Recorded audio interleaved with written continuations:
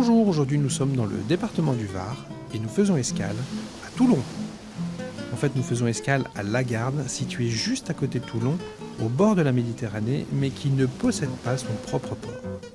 Voilà, j'arrive au CrossMed où l'on a rendez-vous avec Pascal Mayol, le directeur de l'association Souffleurs d'écume, qui a développé un système informatique appelé REP7, repérage en temps réel de cétacés. Nous rejoindrons ensuite Éric Lefebvre, directeur du CrossMed, qui possède le système. Ma première question est à l'attention de Pascal, à savoir quel est le travail de l'association. On le retrouve tout de suite. Alors Souffleurs d'écume travaille pour la conservation des cétacés en Méditerranée.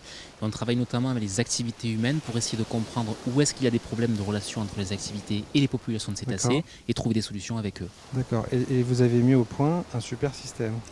Ouais, on peut voir ça comme ça. C'est le système REP7. C'est un système qui a pour objectif de limiter les collisions entre navires de commerce, navires en général et grands cétacés. Les collisions sont l'une des premières causes de mortalité non naturelle des baleines en Méditerranée et REP7 vise à améliorer les conditions des cétacés. D'accord. Et l'association existe depuis combien d'années ? L'association a 10 ans cette année puisqu'elle a été créée en 2000. D'accord. Et le système, il vous a fallu combien d'années pour le mettre au point ? Le système, on l'a imaginé avec le commandant Frédéric Capoulade en 2005. On a pu obtenir un premier financement et un partenariat avec une société qui s'appelle Crisar en 2007 pour développer le système. Et donc aujourd'hui, il est opérationnel.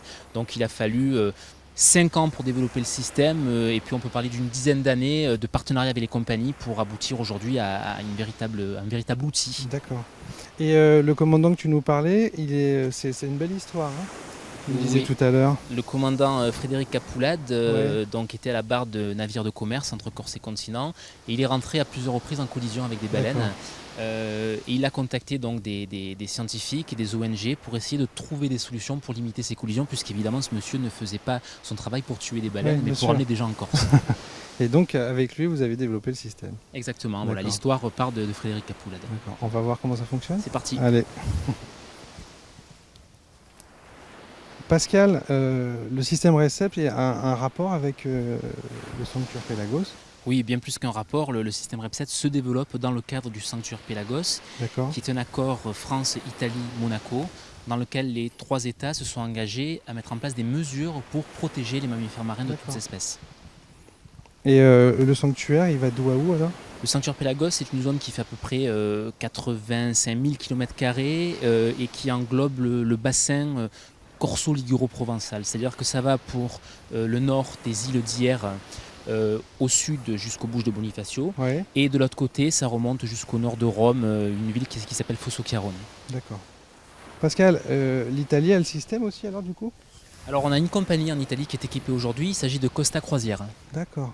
Et le but c'est de développer un maximum de navires. Alors REP7 c'est un système collaboratif qui fonctionnera si beaucoup de navires sont équipés. Effectivement on a pour objectif à partir de maintenant d'équiper un maximum de navires dans la zone. D'accord. Et là on va voir qui alors ? Alors là on rentre au CrossMed, je vais vous présenter le directeur du CrossMed et le CrossMed donc est équipé d'un système également à la fois pour transmettre les positions de baleines mais aussi les objets qui peuvent présenter un danger pour la navigation. D'accord, ok. Je te suis. Merci. Bonjour. Bonjour.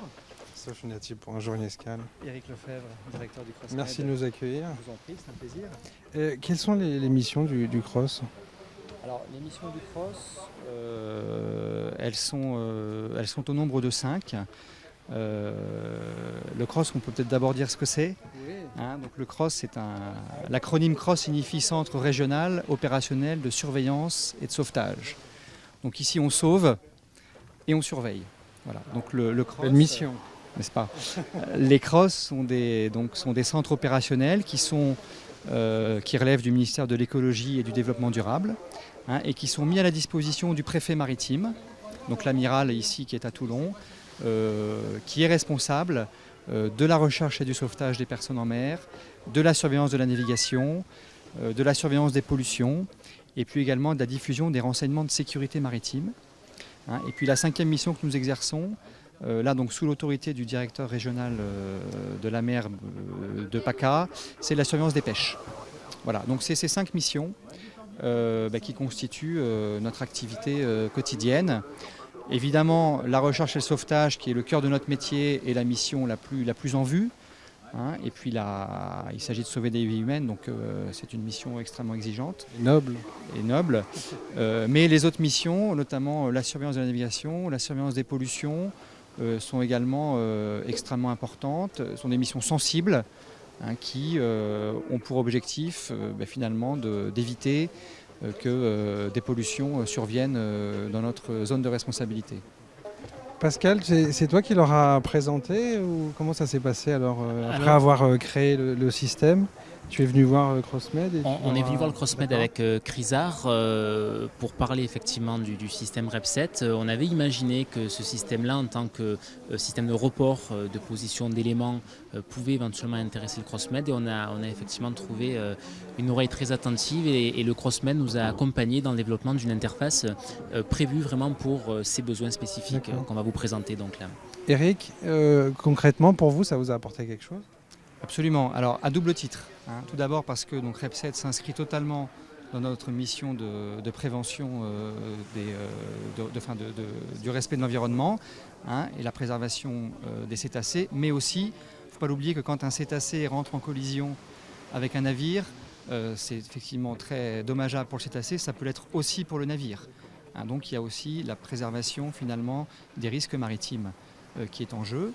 Et puis, je dirais qu'on utilise aussi REP7 pour la diffusion de ce qu'on appelle les avis urgents aux navigateurs, pour leur signaler dans tel secteur des colis dérivants qui peuvent constituer des dangers pour la navigation, des obstacles à la navigation, des billes de bois, des conteneurs, toute autre chose qu'on peut trouver parfois un peu surprenante, des frigidaires, des caravanes dans les eaux.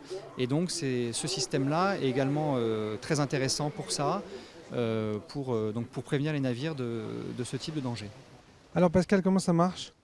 Donc là, vous avez l'interface qui a été développée par Crisar pour le Crossmed. C'est à peu près la même qu'il y a sur les bateaux, mais à quelques différences ergonomiques près. Donc vous avez une carte sur laquelle vous pouvez zoomer, dézoomer, vous déplacer, sur laquelle on voit les différents animaux qui ont été vus. Donc ici, là, on a un rorqual qui a été vu récemment. On a une série d'informations lorsqu'on clique dessus. Là, on voit la légende, alors c'est ça? Là, on voit la légende exactement, donc la position du Crossmed, l'espèce. D'accord. Et ça, c'est intéressant, c'est la zone de risque. Alors la zone de risque n'apparaît pas sur cette interface, mais elle apparaît à bord des bateaux. Ce qui se passe en fait, c'est qu'une fois que la baleine a été vue, évidemment, elle se déplace. Voilà, donc on a imaginé un modèle pour déterminer la zone où l'animal peut se trouver au fil du temps. Et en fait, il y a une alarme qui se met en route lorsque le navire approche de cette zone-là. D'accord. Donc là, on nous a signalé par exemple deux individus de cachalot.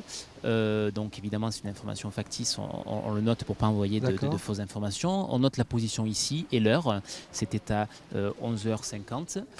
Et on peut envoyer à partir de ce moment-là. Voilà, et avec un clic, tous les bateaux qui ont le système, tout le monde sait où se trouve l'animal. Tous les navires équipés du système sont informés de l'observation. Et là, vous la voyez, elle est ici.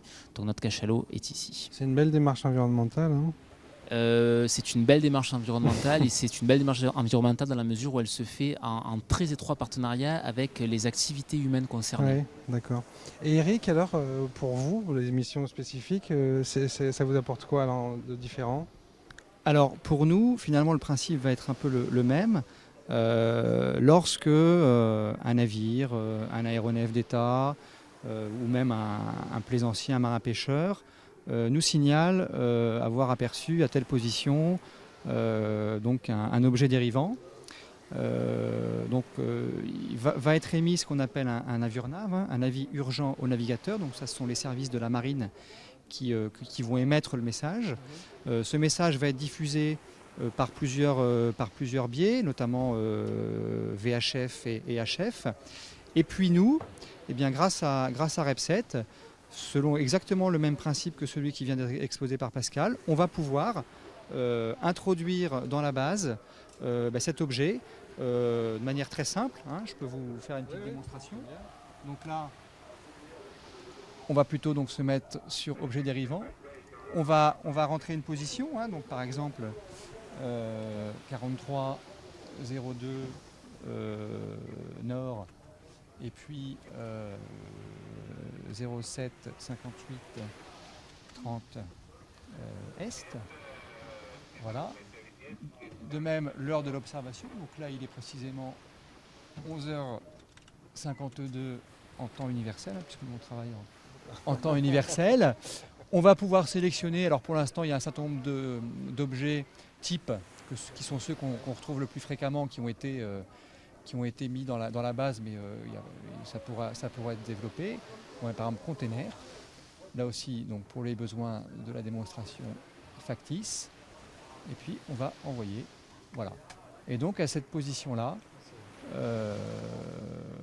voilà. Et donc de même, Les autres bateaux qui les ont navires qui sont équipés du système vont savoir, et directement, c'est l'aspect cartographique je crois qui est vraiment important, parce qu'un message radio c'est bien, mais tant qu'on n'a pas positionné sur la carte, on ne se rend pas forcément compte de la réalité, de son degré d'exposition au danger.